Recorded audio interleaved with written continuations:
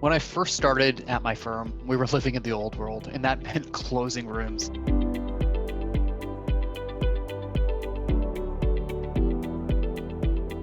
And I still remember walking in, in my first year to this enormous room that I had to help set up. You had all these racks and all these documents, and the clients would come in and you have to flag everything with sticky notes, and they'd come around and sign, and their hands would hurt.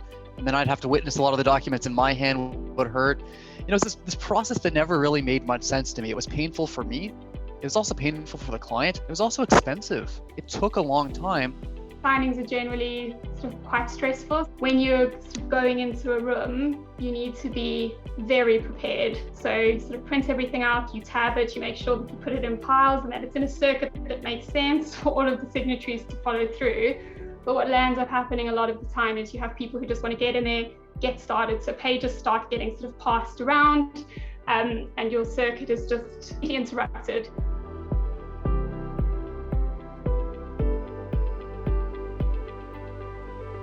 So then we moved to digital closings, and it was a little better. We started accepting PDF signatures. That's often more stressful. You still had a lot of the same problems. You had emails going back and forth and back and forth, and a million changes and a whole host of documents all over the place. And you still had the same problem as in the original world, where each firm had their own copy of what they believed the final documents were. I mean, there's two scenarios. Either you get nice little scanned versions from the client, or you just get paper versions that you have to scan yourself.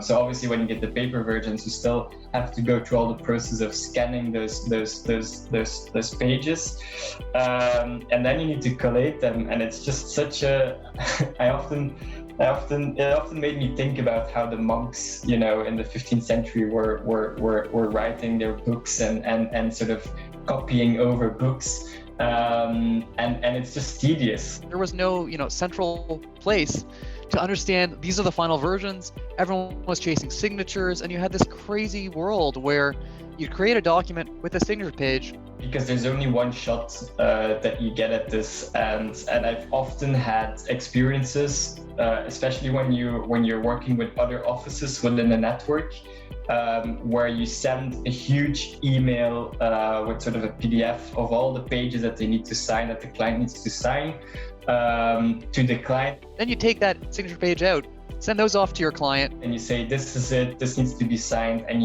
for the person you're sending to, this is also a pain, because whether that's an assistant or a lawyer, they need to go to the board member or stakeholders that are on that level, so also quite stressful.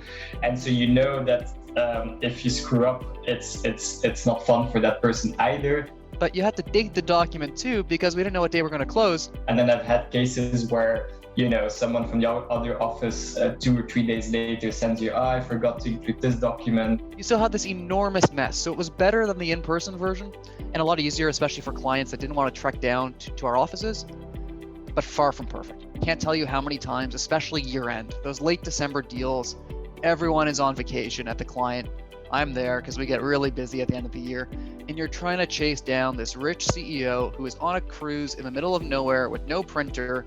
And I'm not making that up. This has happened countless times in the past. Sort of version control, people as they're signing the PDF saying, oh, actually my address is wrong. Can you quickly update that? Which is a change that spans across every document. And then, sometimes you have to sort of make a judgment call of, is that a change worth making, or is that something we can live with or manage outside of the contract?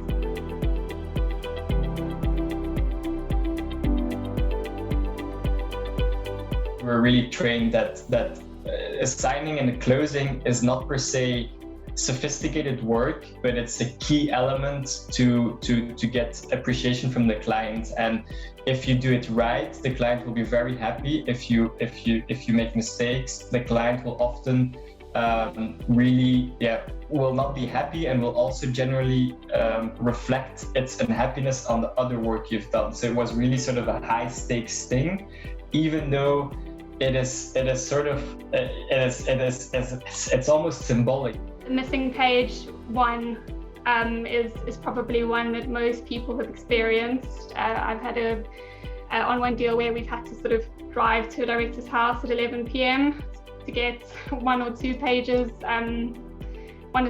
signed. And I think that's probably the sort of biggest risk with those ones, is that something is missed or something is done incorrectly. And I think particularly stressful if you have people who have flown in and are leaving shortly afterwards, then you have to be extra careful. So there's nothing worse than thinking you've closed a deal, congratulatory emails are sent out, you're good to go, and then you discover, hey, we're missing a signature. And maybe it's your side signature, but it's also possible you messed up or one of your juniors messed up. And it's really awkward going back to the client to say, hey, really sorry, on this $500 million deal we just did, we actually don't have everything you need.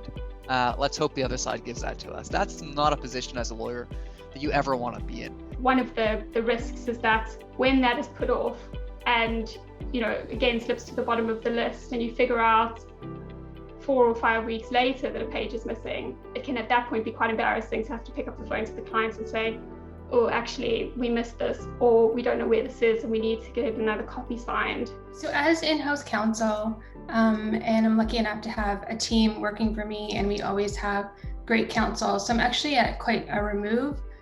So my frustrations tend to be more budgetary and logistical. So in other words, I wouldn't necessarily know if counsel is spinning their wheels on different drafts. We tend to get signature pages signed ahead of time, as we all do, with all the resultant nerves around version control and are we in escrow, are we out of escrow, is it okay to release signing pages? And it can really spin the wheels of my team and of my counsel's team with all of the resultant logistical challenges that brings.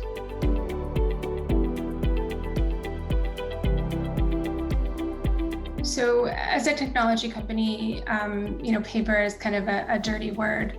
I remember early on, our chief operating officer walked by my desk and saw a rack of folders with papers in it, and he sort of laughed and said, "What's that?" And I quickly said nothing and hid it, never to bring it out again. We use signatures for absolutely everything, and if we ever do need to ask for a wet ink signature, it is with quite a bit of sheepishness and embarrassment. It's just not the way we work. It's just too slow.